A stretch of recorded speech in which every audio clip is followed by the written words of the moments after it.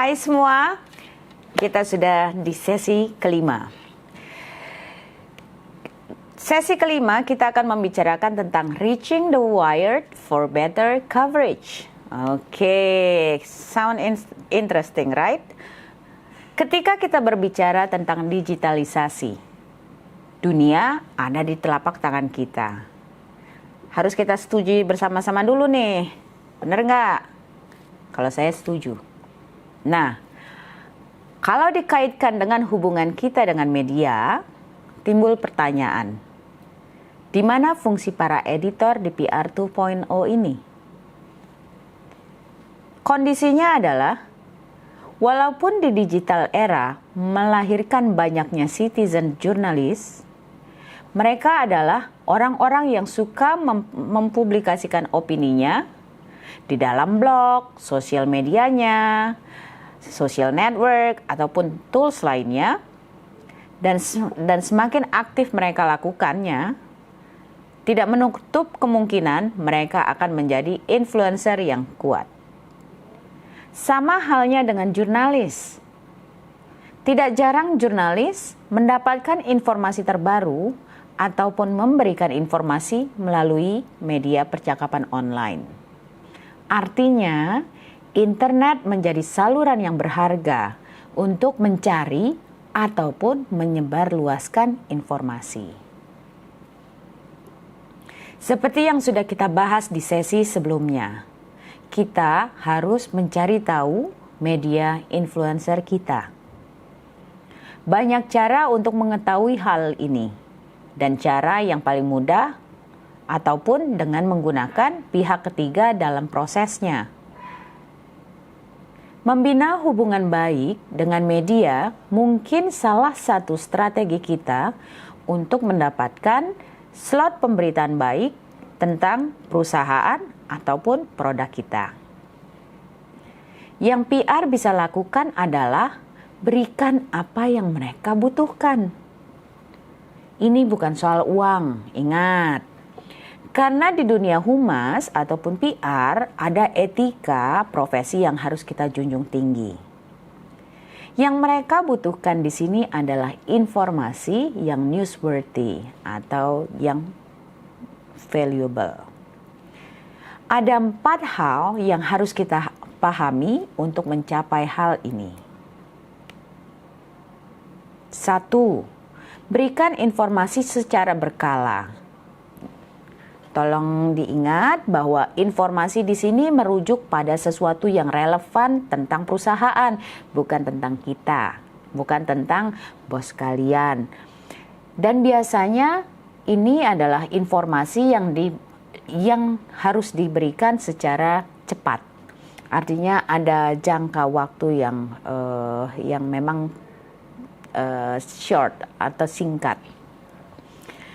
Hindari sesuatu yang cuma kalian anggap mungkin ini penting untuk mereka. Hindari, karena itu akan masuk ke sesuatu yang mungkin tidak berarti untuk mereka. Wajib hukumnya, informasi yang kita berikan itu sifatnya akurat. Bukan cuman kira-kira segini, ya menurut saya sih segitu. Jangan. Kalau ternyata informasi tersebut tidak akurat, ini akan berakibat fatal dan ini akan melekat lama.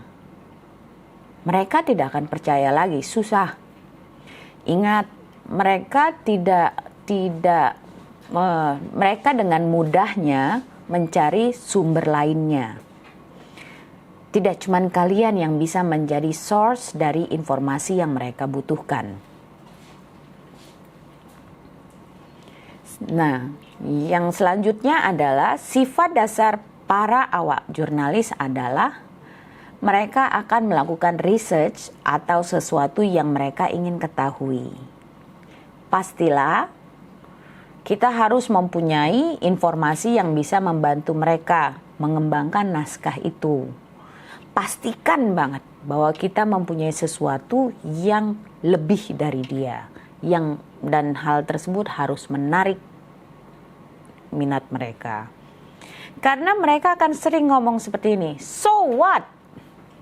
Kalau informasi yang kalian punya sama seperti yang mereka sudah punyai, ya untuk apa mereka nanya ke kalian? Nah, ketika so what itu muncul atau keluar dari mulut seorang jurnalis, itu notabene akan bisa membuat kita nervous dan tiba-tiba blank. Sehingga kita bisa tidak optimal melaksanakan tugas kita. Nah, di sini pastikan kita bisa menempatkan diri sebagai sumber kredibel mereka dengan cara mengetahui banyak hal yang menarik keingintahuan mereka.